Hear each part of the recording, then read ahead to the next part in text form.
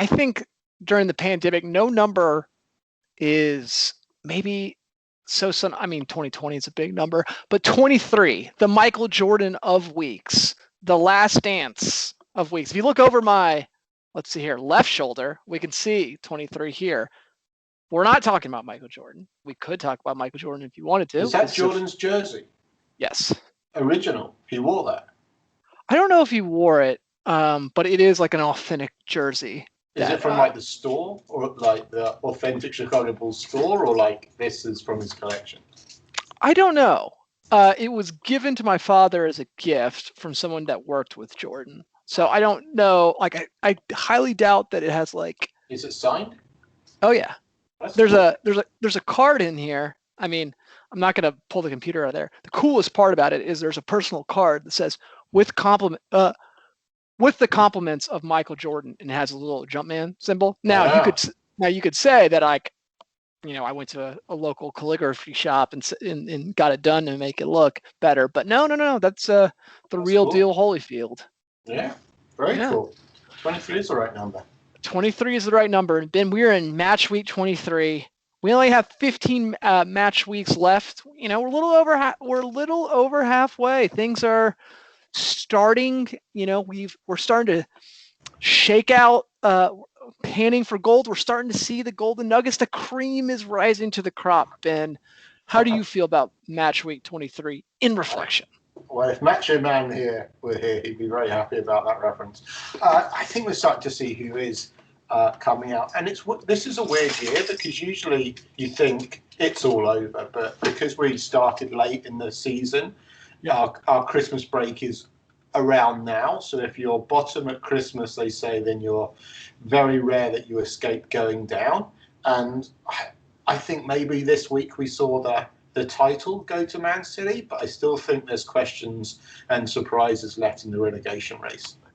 Yeah, I mean, we're about to talk about. Well, I don't know about the relegation race. We can talk about it, but it feels like the ends of the spectrum are starting to settle. But there's some battles in the middle. The chaos is a ladder in the middle. It is chaos from position 2 through about 17. It's chaos in there. But Ben, let's talk about the most important match of the week. What the two sides who have dominated the little island of England in the Premier League over the past 3 seasons. Man City 4, Liverpool 1. Ben, there's another number we're going to talk about 14. That is 14 victories in a row for all competitions for Pep Guardiola sides. Ben, City is rolling. Yeah, they're unbeatable right now, and I think this really, to me, looked like a first versus second game, and you can see that these teams probably deserve to be first and second, much more than the Man United game when they were actually second. I think there's such quality in those teams, passing movements, players, that it was a really, really good game. It wasn't a 4-1 game though. I think Alisson's errors made the gulf look bigger between the two than really they should have been. But I think this is just a team that City are coping better with their respective injury crisis. They've had almost as big an injury crisis. They lost strikers where City lost defenders, and they seem to have coped better for it. I think, honestly, looking at this team squads, Liverpool have better position, better players on the field on Sunday, but City are by far the team in form, and I think that came through. Yeah, I mean, Liverpool's back line is, it's not the best, but I will say this. Yeah. City's front line has been decimated. Well, I think I think that 2 players are really standing out for City for me right now. You might sneaky hipster opinion that Gundogan might be the player of the season, sneaky, on the side. He's playing very, very well. And Phil Foden, is that we got to talk about the English national team. Our maybe the all lad captain, only 20 years old. Phil Foden looked immense in that game. He can play on the wing, play as a false 9, play as a midfielder. Phil Foden is a name. I tend to think with youth prospects that sort of like someone like Mason. With youth prospects, we fall in love with talent and we assume that their highs will linearly extrapolate through the rest of their career. That once they burst onto the scene, we say, oh my God, they've done it when they're 18 or 19. They'll think about what they'll do when they're 27. I think we've seen with Mason Greenwood. I think we've seen with Callum Hudson-Odoi. To a lesser extent, Saka. I mean, Saka's, but like there's gonna be ebbs and flows in their career. So just because you start well does not mean that you are going to be a 25-year-old world beater. That you're going to be. Look at you, Michael Owen. Yeah, exactly. Injuries, but what I'm saying is, I think Phil Foden has showed that he is here to stay for a while. That he is, he's going to be like Premier League Team of the Season type player. What do you think about Philip Foden? So I think Gundogan and Foden have both benefited from maybe De Bruyne being sidelined. I think they've had more time on the ball. They've had more need to be carriers for that team. I get it. I think Foden's having a decent season. I think he had an immense game against Liverpool, but then so did a lot of them. So did Sterling. So did Gundogan.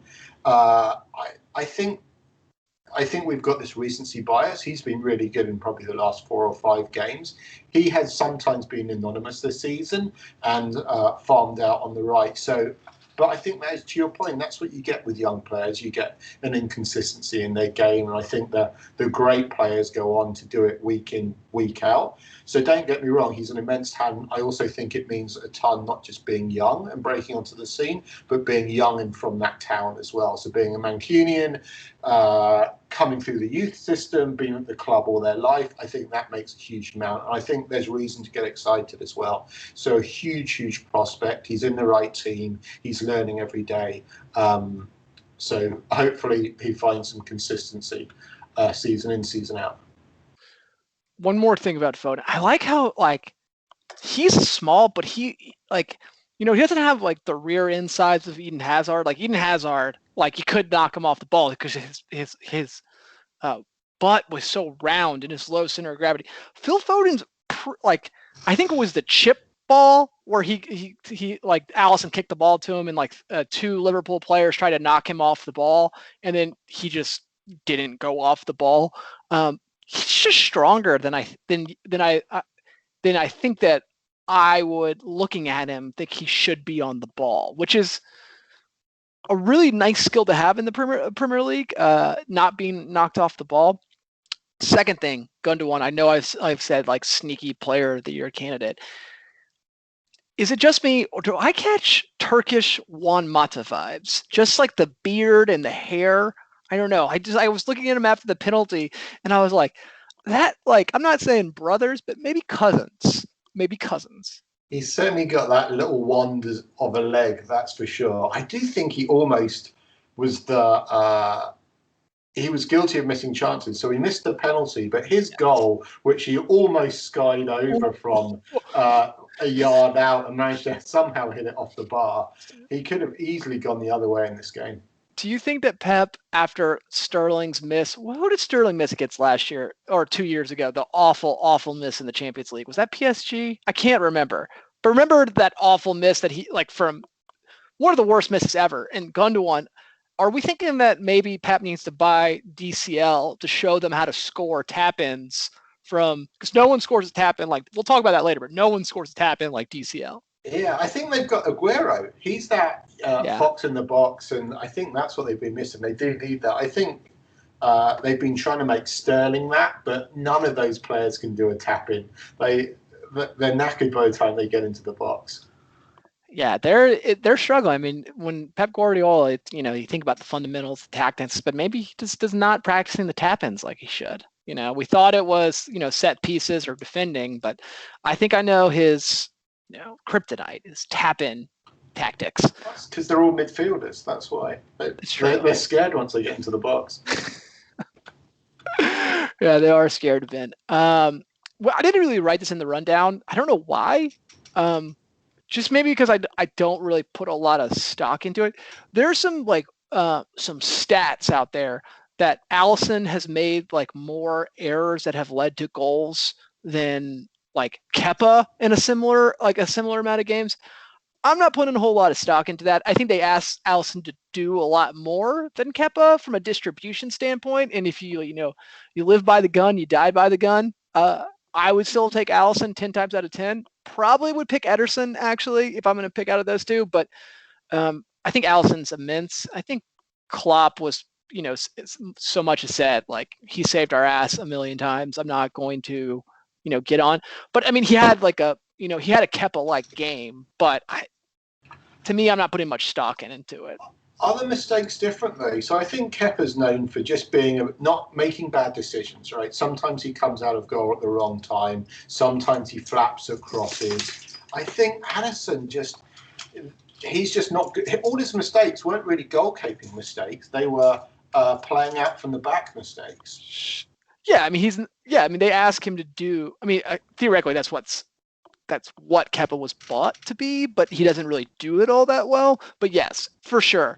But I guess what I'm saying is, when you see a stat comparing anyone to Kepa for mistakes, you're like, oh, that's you don't want to be in that comparison set, right? Stats and damn lies. I think you can make any stat to say anything. I think what I'm saying is they're different kinds of mistakes. They're not goalkeeping mistakes per se, which is what Kepa generally makes. Plus, he makes bad decisions. Speaking of mistakes, Jurgen Klopp in the media. Maybe my my media watchdog of Klopp in that he is not the deity that I think last season people made him out to be. Just another example of Klopp having to go at the media for actually when he was wrong too. Again, is what do you think that says, Ben? Do you think that says that this season's wearing on him and he's just a little bit more short-tempered, or do you think that this has always been the case, or he was a dickhead to that reporter, just a dick?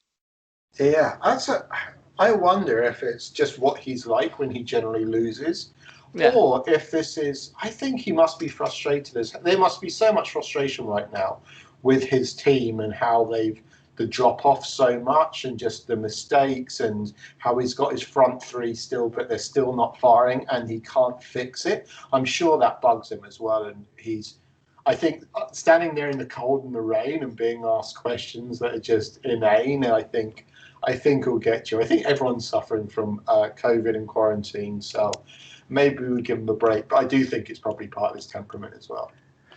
Yeah, I mean, if Mourinho had done that, there would be. It's Mourinho's earned that double standard, but I just think that Klopp is. All managers can be prickly. He is not, a deity. Now, let me tell you, Ben. Liverpool is now. You talked about them being the second best team in the league. They are now in a top 4 scrap, and it is going to be a scrap. You know who their next two games are on the schedule? I do. Leicester and Everton. Yes.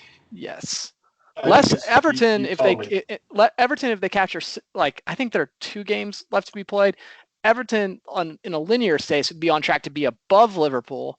Liverpool's got to put together some wins. Yeah, I mean, if they didn't finish in the top 4, that would be absolutely crazy. I think they've got this far with their injury woes. I think they're going to be fine and finish comfortably in the top 4. There's so much quality in that team. The only thing that I do worry about is they have to test out this new defensive duo that they've bought. They'll have to start rotating them into defence as quickly as possible, which means just because they have the Champions League coming up as well, so they need to get that defence right, which means we could see some errors from them as those new defenders bed in as well. So it might be a bit of an experimentation against Leicester and Everton to see what these 2 new defenders can do. Probably didn't want to try it in the City game, but Leicester and Everton probably are the right opponents to try and try them out, and they have to get better in at some point. What's interesting is that you spoke of the Champions League. I was thinking about this. This may be the most wide open Champions League that I can think of. So Bayern is not exactly lighting the world on fire. None of the Spanish teams, like I think Atletico's probably leading La Liga, and they have like 17 different COVID cases. Juve is not dominating Italy. I think AC Milan's in first. So, potentially let's just say a non like powerhouse team from the Premier League could win the champion. We got 4 teams entered, so maybe we get it's a race for 5 potentially. Yeah, I will say there's probably no one in the Premiership, and maybe you can make an argument for City that are that strong either. I think it's just a bad year throughout. I think we could see just complete unheard of in another league come through, and Atlanta, even though they're having a bad season, maybe this is PSG.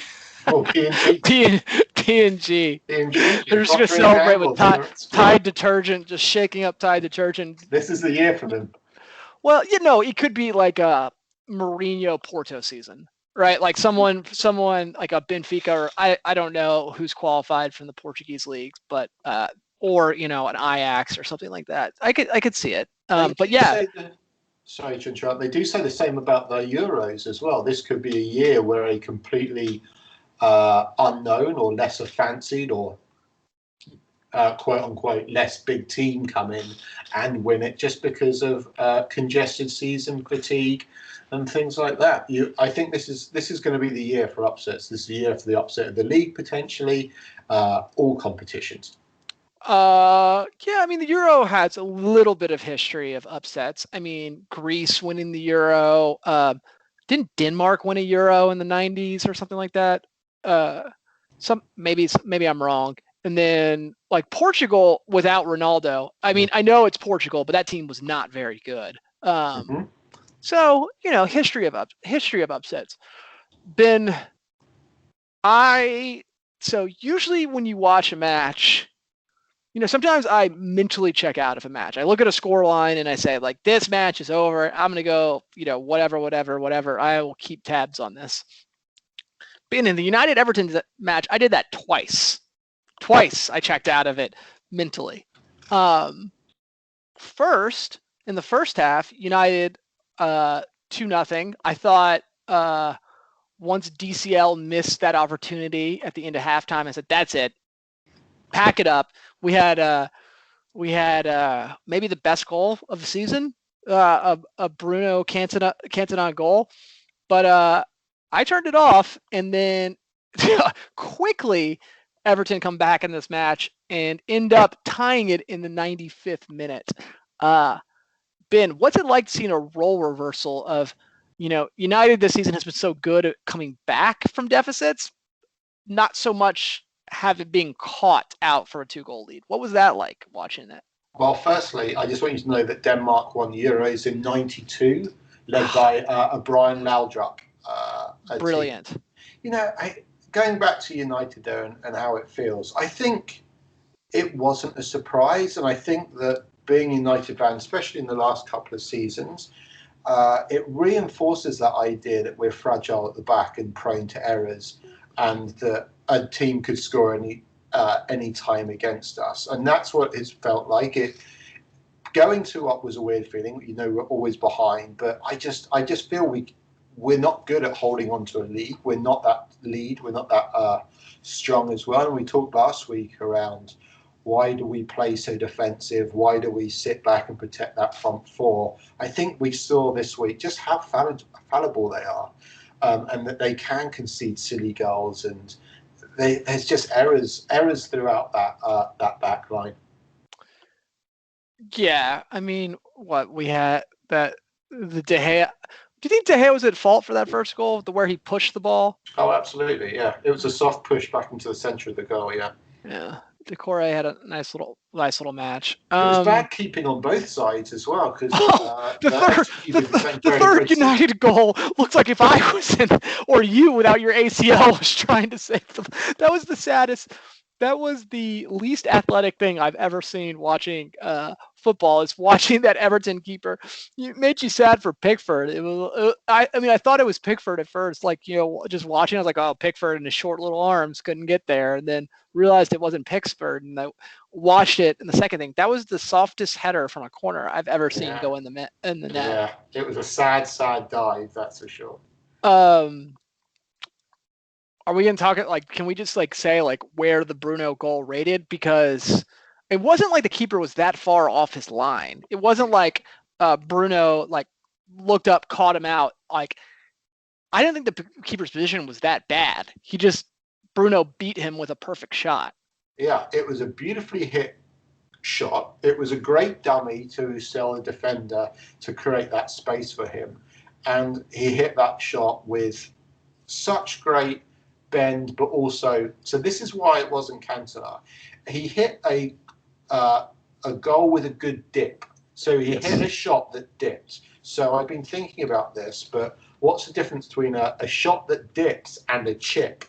So a Cantona chip, it goes up and down in the same arc, and dipping shot hit with topspin, so it goes up then drops down sharply. That's what Bruno did.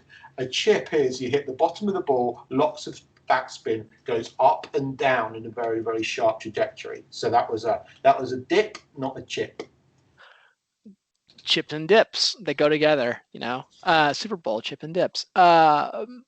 Yeah, I guess more. I was more speaking of like there was the excuse me, the chip was the Bruno one, or I get confused here. The dip was the Bruno one, and The chip was was the the Bruno Cantona one.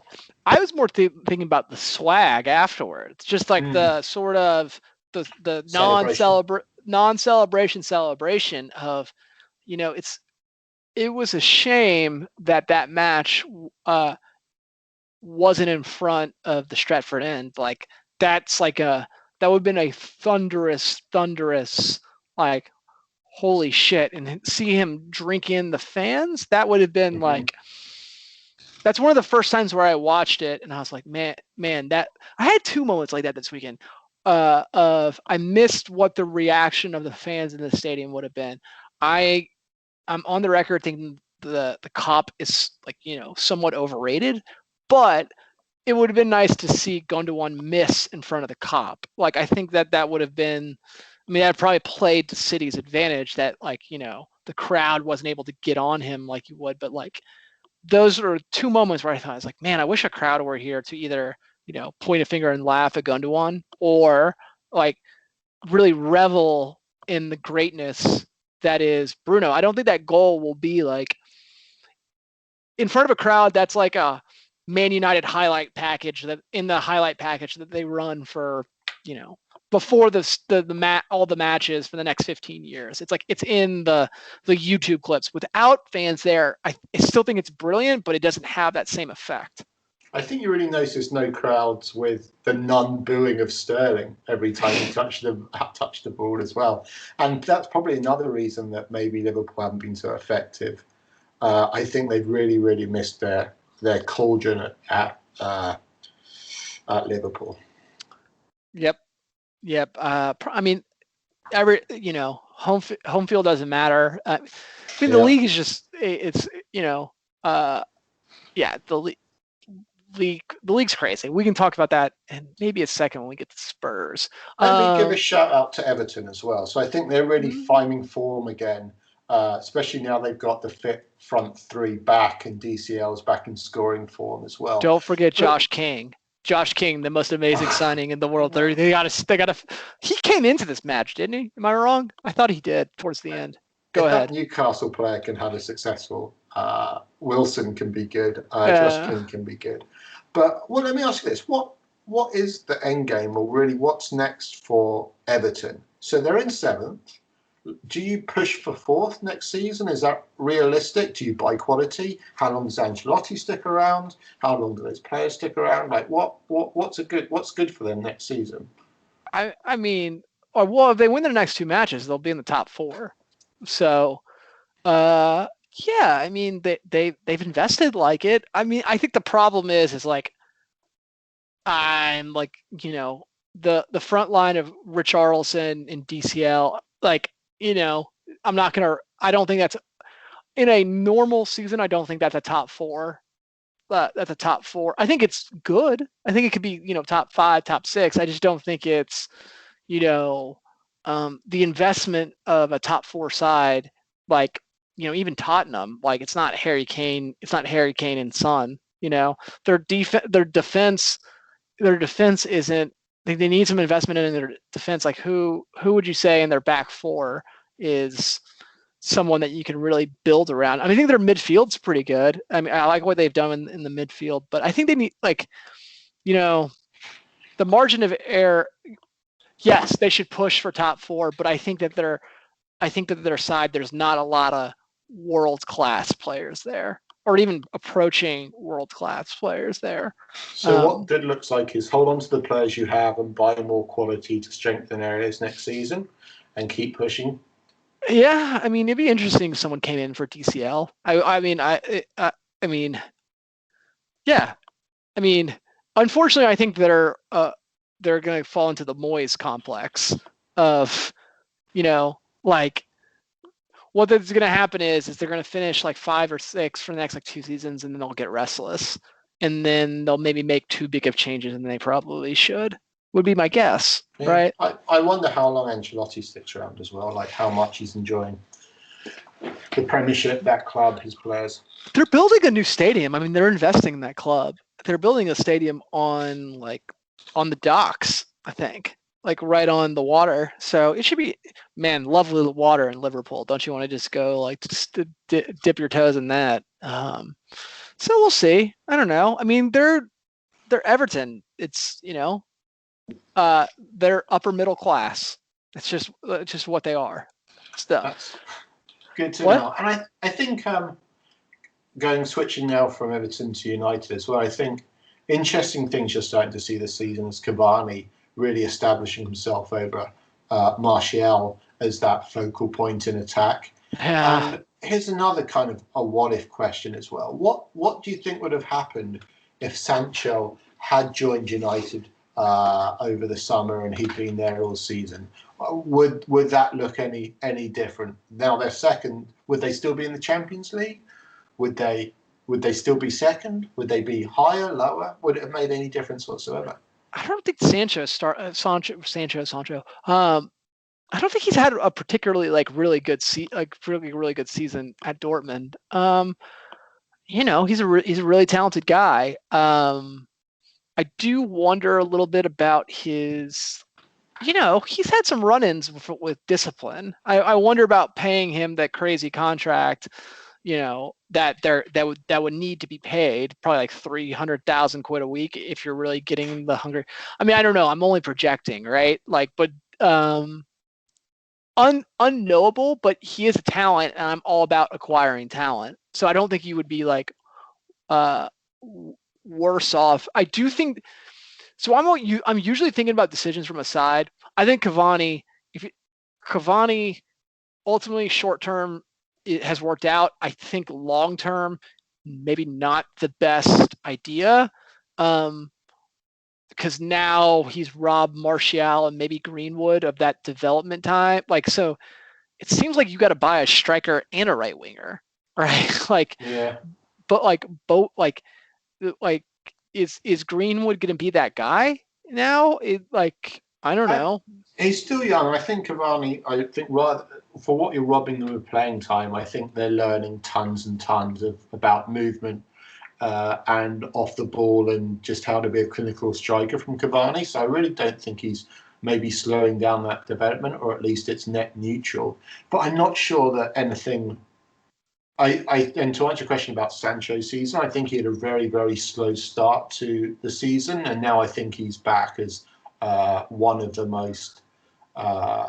better players in the Bundesliga, but also probably the best player at Dortmund as well, along with Haaland. So not the best player.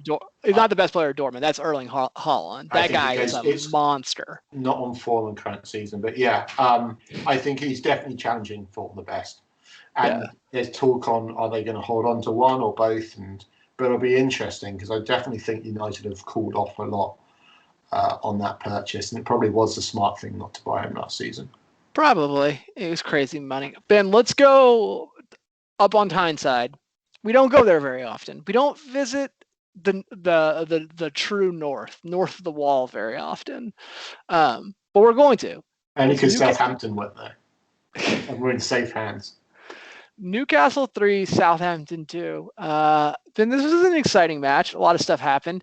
I just want to call out that because America is, like not a soccer power, is not a traditional power in the football world.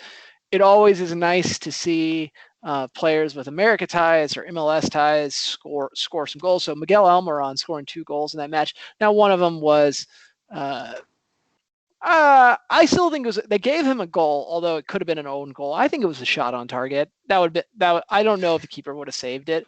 But it's nice to see Miguel Almiron scoring for Newcastle. I think it's weird that he plays in that side because I think he's a much more creative player than that Newcastle side is just in general. So I would be interested to see if maybe they played Southampton, but someone in the middle class of the Premier League would maybe put him in a more expressive team, how he would do. I like Miguel Almiron as a player from a creativity standpoint. I think they've got some interesting. They're such a weird team as well and hard to watch, but I think Maximan is that creative spark in that team, and they really missed him with. He was out for a long, long time with COVID as well. I think this game might be remembered as well for another beautiful Ward-Prowse free kick. Yeah, it was a thing of absolute beauty, and he is by far the best dead ball player in that Premier League by a long shot. It kind of saw, like, I don't want to rewrite the rules of football, but it would be nice if we had like dead ball substitutes. Like if that was just like a thing, it would be awesome. It would be awesome if you could bring him to the Euro, or just bring anyone, just come off the bench and just like dead ball substitutes. I would be so for that. Do it for penalties at the end. That's about it.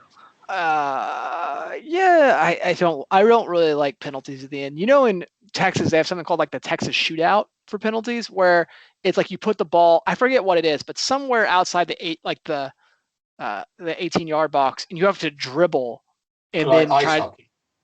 Yeah, kind of. But the keeper the keeper can move like wherever he wants to move. So just I think I would prefer that than just like a static penalty shot. But I think it would be cool if like an ice hockey was just like, all right, 5 aside. We're just gonna do 5. Like we're just gonna start taking off players until we score. I don't know. The field talks about that as well, but the field is a big, big play. So if you're still 0-0 after 90 minutes and you're exhausted and it goes to extra time, then you start taking off players on a big field. Then the quality of football is not going to get any better, and the chances of scoring aren't going to get any better either. It's just going to be sad. The problem with Newcastle and why we don't talk about them, they're just so annoying. So they lack that financial support. Mike Ashley gets a lot of criticism. But it looks like they're going to be safe from relegation this season. They're below average, but they've managed to stay there by not being the worst players in the Premiership. And they're uninspiring to watch. Their range of players aren't that exciting.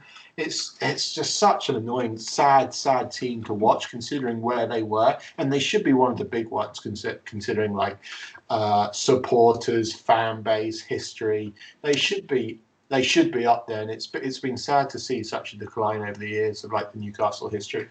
There's just no, like, when you look at them, there's no like discernible like, this is the upwardly mobile style of play they're going for, or this is the exciting manager, or this is the roster management style that they're like shooting for. Like it doesn't seem like there's any path to them being pushing for top 6. Like it's not like, oh, they're investing in young players. Oh, they're investing in.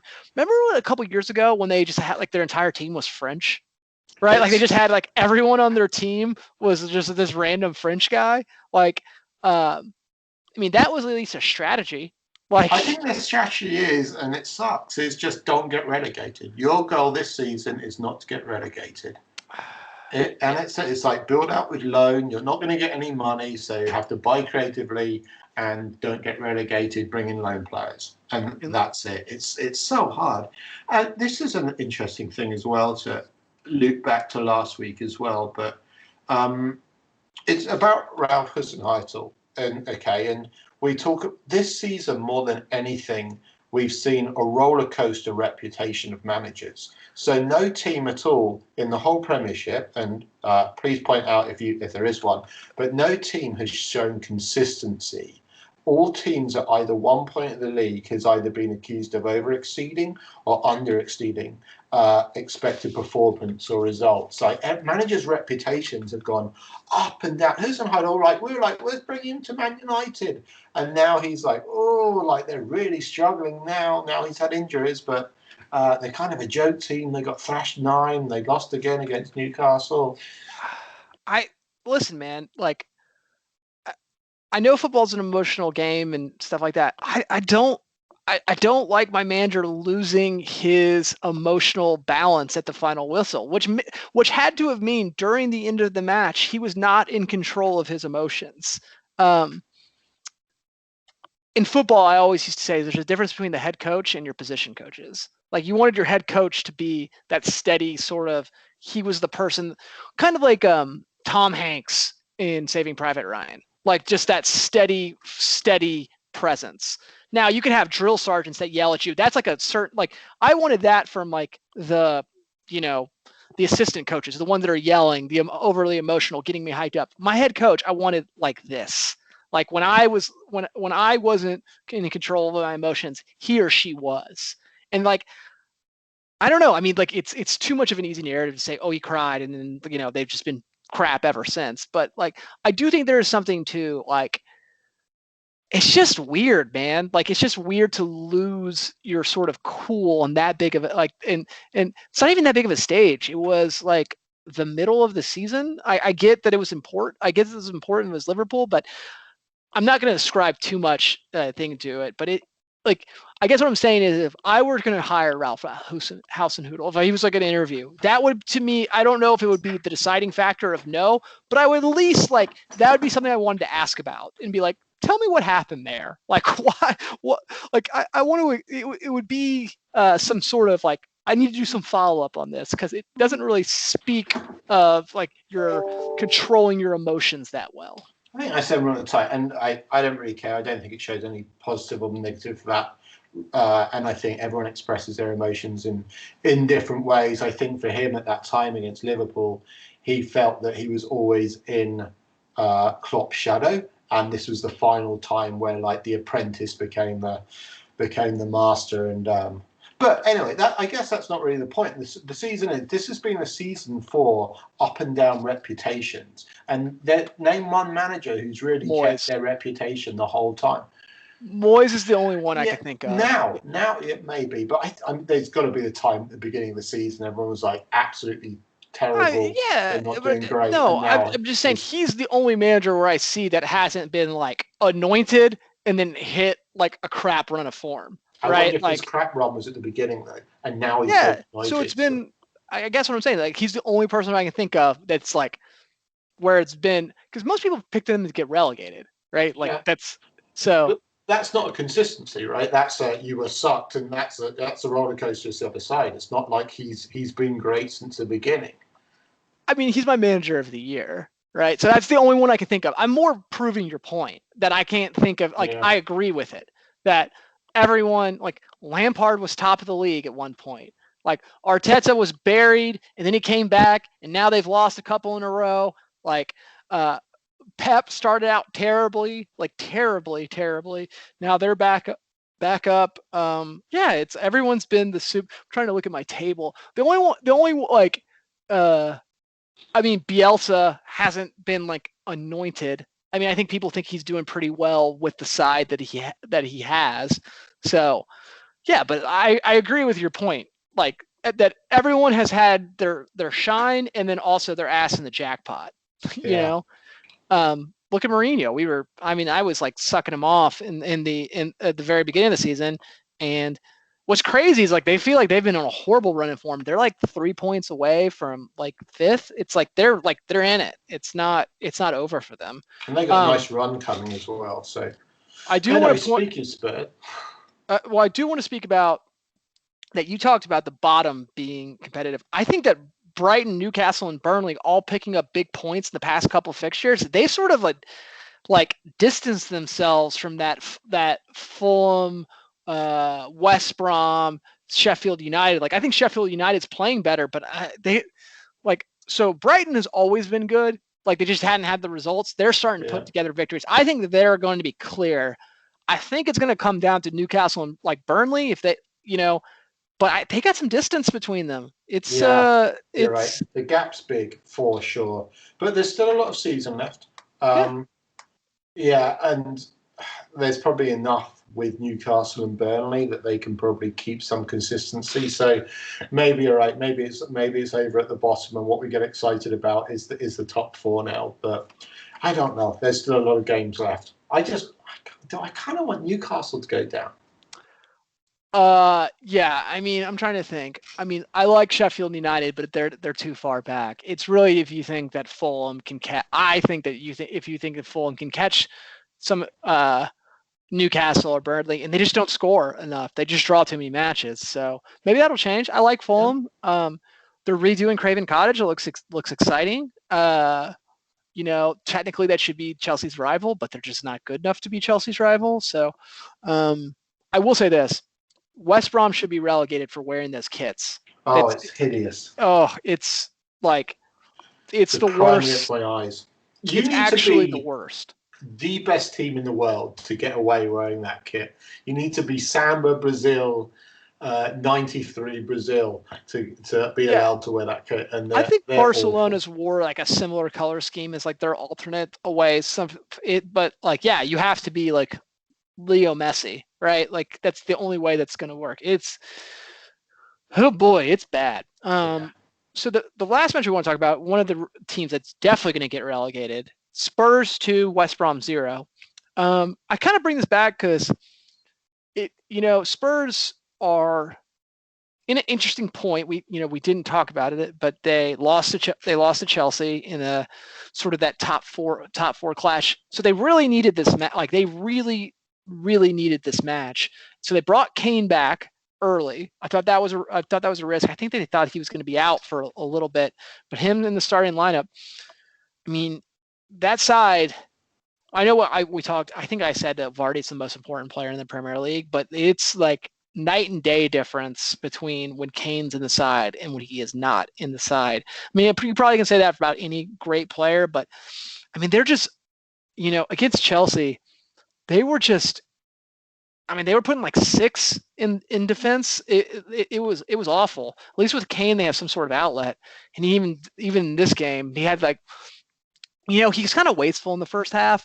I mean, he did end up scoring, but he had that chest on the counterattack, a little chest pass, which was great. But no team is more reliant from a statistical standpoint on 2 players than Kane and Son. No one in Ndombele, he's not scoring. No one else in that team is scoring except for those 2 players. And if one of them are hurt, it's not going to go well. But it was nice to see them back because I do love their counterattacking goals.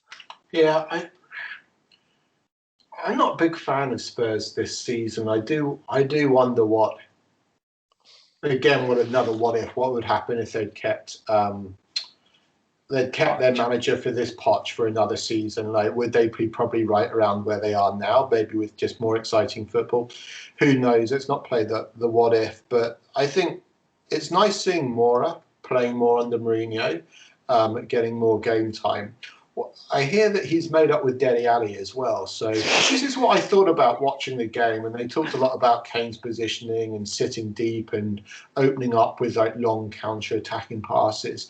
I just feel that's the football that Dele Alli is designed for. I know he's an attacking midfielder usually and joins the attack. But if you kind of held him back into that creative, dictating play, kind of Mason Mount role. Like, how would he do in that? He's got the range of passing, he's got the creativity, he's got the vision.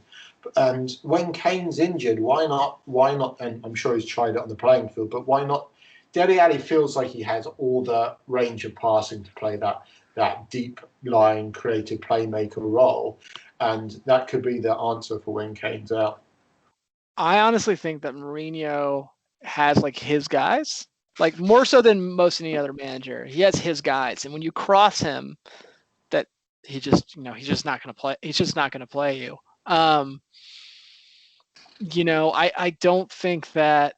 Yeah, I just don't think like he's not going to play Gareth Bale because it's not hit. It's like I think Mourinho expects all players to play like Cesar Azpilicueta, just balls out. Like it doesn't matter how like.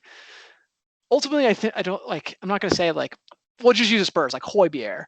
Like that's what he wants in football is Højbjerg's toughness, his tenacity, all that. Son to a lesser extent, like right, like. And Dele Alli and Gareth Bale aren't that. Just not. And I don't think that he's going to, rightly or wrongly, he's just not going to put up with that. I think that's why he let Kevin De Bruyne and Mo Salah go for like from Chelsea. It's the exact same thing. I could imagine a world where Kevin De Bruyne and Mo Salah are not the most aggressive players in the world. I think he wants pure aggression in his teams. And I just don't think Dele Alli's that. I think it's a bad cultural. I think it's oil and water between the players that Mourinho wants and the kind of player that Dele Alli is. I'm not saying it's right, but I just, having studied under Mourinho for a little while, that's my opinion of the situation. Yeah, and I do think that he's surprised about the development of both those players, and it's probably hard to know. Like you can't.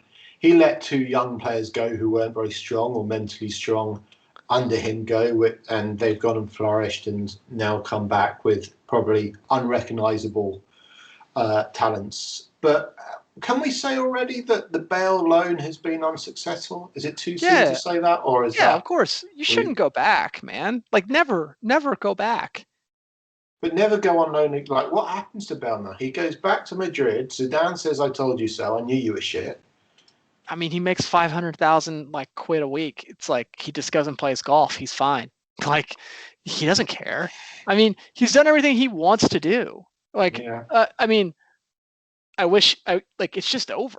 It would have been great though. I think I could seem to have a point to prove like I have stuff that I can offer. I've been good when I have come in Real Madrid. I'm going to go to Spurs. I'm going to show you it's not me, it's Zidane. I have been playing well, and he's not proved that. I do think there's something in taking this loan move that he wanted to show that he's still got it, and that maybe Madrid have been managing him badly.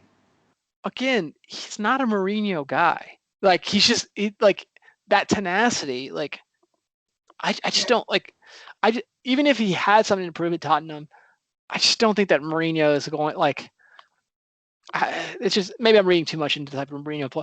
Like my thing about Mourinho is he chose Oscar at the 10, not because Oscar was the most creative player, because Oscar defended from the 10. It was like a very tenacious 10, right? Got rid of Juan Mata because Juan Mata was a flair player that wasn't like quote unquote tenacious, right? That's just not his MO, right? So I feel a little bad for Bale, but speaking of Mourinho, okay, so they play City next, big matchup. If there's a way to put 11 people inside the 18, he will do it in this match and hope for one or two counterattacks. Ben, Spurs' expected goals against City, plus or minus, do you think that they will accumulate more than 0.5 expected goals against City? Oh, minus. Yeah. For sure, right? Yeah, for sure. For sure.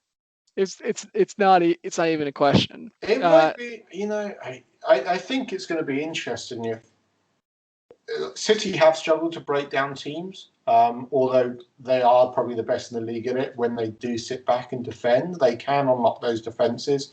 I think you've got Dyer in there, you've got Lloris, you've got some mistakes as well.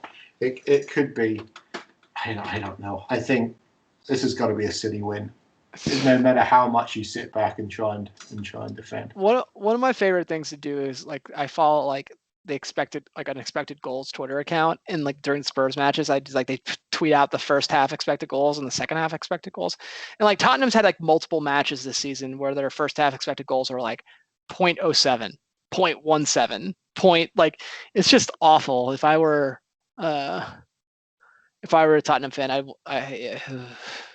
it's bad. Okay, Ben, we're gonna go to our winners and losers of the Michael Jordan Week 23. Ben, I'm gonna take my stake in the ground. In I think it's a big talking point because Mason Mount scored a goal, Foden scored a goal. England's midfield looking pretty good. Right now we also have Grealish and Madison. I think it's those four, and then the question is like, who of those four is going to make it? I think that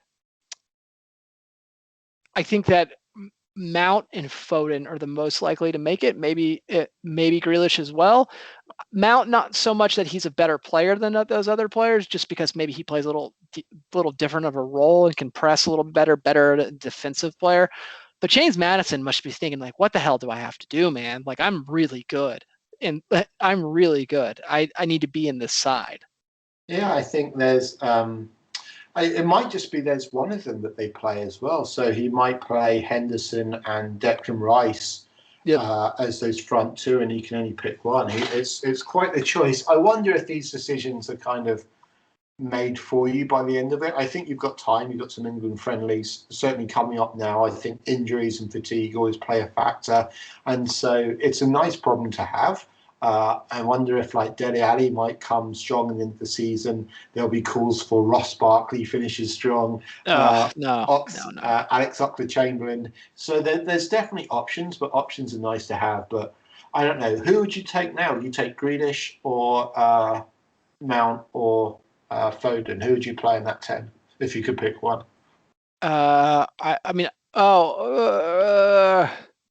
Depends what I want out of the 10. If I want a purely creative 10, I would probably pick You've got Declan Rice and Henderson sitting back, so yeah, I think I'd go. So then I'd probably pick Foden. I think Foden's probably the more tactically flexible player, right? Like coming under Guardiola. I mean, if those are the two people sitting next to it, then I would not pick Mount. Like, right? Because Mount is not. Now, I will say this is interesting. Is like the meme is like, Mount was Frank's golden boy. It's interesting to see Tuchel place a lot of faith in Mason Mount, which he's been playing sort of a false nine with two inside forwards ahead of them. It's a very interesting formation. I don't pretend to understand tactics all that well, but it is interesting that Thomas Tuchel has, placed a lot of faith in Mason Mount so soon. So if you're going to give me those things, I'd pick Foden. But Grealish, it would be Foden or Grealish, just one of those two. If you said that it's Declan Rice, if we were to open up one of those spots between Declan Rice and Jordan Henderson, I'd probably slip Mount into the other thing, a little bit more of that balanced midfielder that's going to defend, that can score, but it's not the most prolific in front of, like, he's just not as clinical as any of those three, like Madison, Foden, or Grealish. So, and I'm biased, right? Like I love Mason Mount, except for his facial hair. Like his facial hair is truly, truly appalling. It's like James Madison's, but yeah, it's going to be interesting as well, especially just what formation we pick. And hopefully it's not one of those England things that we pick the system, or we, based on the players we have, or we try and crowbar good players in, but put them out of position or unbalancing the squad. So it'll be interesting. I think it's going to be more obvious as we get closer to the tournament, which is hopefully this summer. Hopefully. Ben, who is your winner of the week? So my winner was Tom Brady. And I was trying to think of the equivalent in football for Tom Brady, like the achievement of 6 rings, right, with different clubs. Seven. Okay. He has more Super Bowls than any other franchise in the NFL. Which is crazy. But is it Ronaldo? Is it Zlatan? Someone who's just like everywhere they've gone, they've scored, they've been successful. Like, is there a football equivalent of Tom Brady? I don't think there can be. right? Because the quarterback is like the most unique position because it's such an effective position relative Yeah. to other sports, and it's the most difficult position in the like I think in the world of sport. Who would be the closest Let's see person? Cristiano Ronaldo, because he won Champions League with United, then he went to Real, won Champions League. Now, if he'd gone to Juventus and won Champions League, there's a really good argument for him being uh, an absolute goat. But Zlatan Yeah, as well, everywhere he's gone, he's scored goals, and he's old, and he's still doing it at the highest level. yeah. It's probably close. I mean, you could maybe say because I think like the club and country element is important. So it's like maybe Zidane, maybe, right? Like I don't think of like because Champions League at Juve, Champions League at Real, World Cup, right? I mean the answer would be Messi, but he hasn't he hasn't won a World Cup. So yeah, I just don't think there's anyone quite like him. I mean with Tom Brady. It's crazy. Yeah, Tom Brady definitely win the week. The best Americans marry Brazilians. Oh, interesting. This has been scientifically Who's he proven. married to? Giselle, Oh, okay. the name of my future daughter. Nice. Gis- Giselle. The Giselle. supermodel Giselle. Yes. He's married to the supermodel. He's the greatest American we have, Ben. He's married to Giselle. He's a great athlete. He seems to be aging backwards. Like he's better looking now at 40 something than he was at like 25. Aren't we all? Weirdly. Aren't we all? I thought it was Jay-Z, but okay. Now it's Tom Brady. Got it. I mean, Jay Z's pretty good, but I mean, like, I don't know. Is Jay Z still doing it? Like Tom Brady's still in it. That's what's crazy. It's like, um, there was it was very funny. It's like someone sent like an Always Sunny Philadelphia thing, like the creator of the show, and he's like, "This is from 2005," and he's like Mac is talking about like how he wants to kill Tom Brady because he's too good and he's winning too many Super Bowls. He was like, "This was 16 years ago that I wrote this scene. 16 years ago, and he already had multiple Super Bowls then." I mean, this is a dumb stat, but it's sort of funny. Is that Steph Curry is the best basketball shooter of all time. Tom Brady wins Super Bowls at a higher percentage than Steph Curry makes 3-pointers. So if you had to bet your life on what occurred more, Steph Curry making a 3-pointer or Tom Brady winning a Super Bowl, you would pick Tom Brady, which is insane, just That's bananas. Yeah. So my loser of the week is I'm gonna say Liverpool's title defense because it's over. They're in a top 4 scrap, and I don't think they have it what it takes to catch City. I think they played better in that match than maybe we like gave them like credit for. I will say this. I wanted to call this out. Sadio Mane is the best inside the box. Like I'm gonna call him a slip header. Like the ball comes in the box and he somehow like works his way around the defender and gets like a snap header in there. He's not like a high jumping header guy, but he's almost like an on the floor header guy. I don't know quite how to describe that skill, but Sadio Mane gets more headers inside the box for a small guy than I've noticed. Anyways, but they're dead. Put a fork in them. They are not defending that title. Focus on the Champions League because it ain't happening. So their title defense is my loser of the week. So my loser of the week is Mike Dean, but this isn't a getting on Mike Dean's back. And so the Souček sending off has now been overturned, and he's been rested for this weekend. I don't think VAR did any favours in protecting him, and everyone seems to be against Mike Dean, not against the VAR people who made him come over and watch it and make him make that decision. Refereeing's a hard job as it is.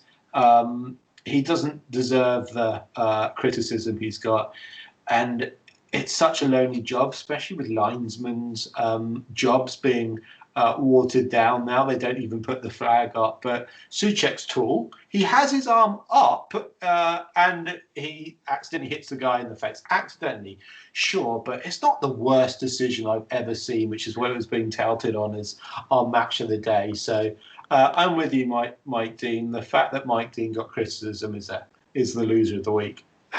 Not his fault. I think he's the most disliked official in the world because I think if you were to sit down with Mike Dean at a pub Share Guinness or whatever, he would talk about how he is like a performance artist on the pitch, and the way that he referees a match adds something intrinsically to the match. Like it seems like his self-importance about being an official translates onto the screen where he really wants the spotlight as the official, which is like, I think that's why he's so hated. Because it seems like he's no other official I get that sense from like I do with Mike Dean. So I'm not a huge blame the official guy. I'm not like one of those people that like looks at the official and I memorized like 5 bad calls that they've made against us. Southampton's calling for certain officials not to referee their matches anymore. Not the only official I can tell you his name, like, and call out why I think of. Do you remember that Chelsea's Champions League against Barcelona in like 2009? Anyways, best Barcelona side ever. Chelsea should have beaten them. They had like 5 non-penalty calls. It's Tom Arevbo. I said I could remember. Arevbo. I can't remember. And the match ended with Didier Drogba like going in the camera, like, you cheated us out of this match. Like, Drogba's not always the calmest guy in the world, but like that's the only, like, to my point, it's like I don't think about officials all that much. It takes like something very drastic for me to be like, because again, the game is like so many different discrete events. I don't really think the officials are like, you should blame the officials all that much. It's a hard job. Like you said, it's a hard job, but Mike Dean seems to like, I think he'll be one of the, like, I think when he retires, he'll make a big deal and publish an autobiography and talk about like how the game's missing him. He just seems like a prima donna, just to me. Good. I think you have to be at that to be at that high level week in, week out. I think you just have to have some weird things about you, and I'm okay with that. Yeah, let's get weird. All right, Ben. Well, we're gonna close. This was the last dance of this podcast. Not really, but I was trying to work it.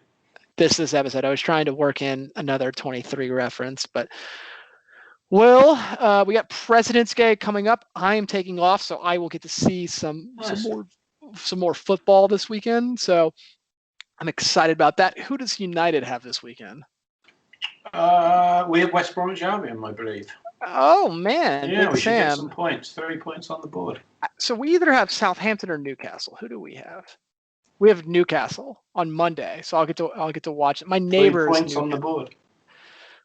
But Chelsea's not scoring enough right now to where I'm like super confident about like that we're just gonna bury Newcastle. Tuchel time has it's accumulating a lot of points right now, so good for 10 out of 12. So we'll see, but I'm not gonna just write down. Put it in blood that Chelsea's going to dominate Newcastle because we are a little not adept at scoring goals right now. But we'll see. All right, Ben, it's always a pleasure. All right, speak to you later. Bye-bye.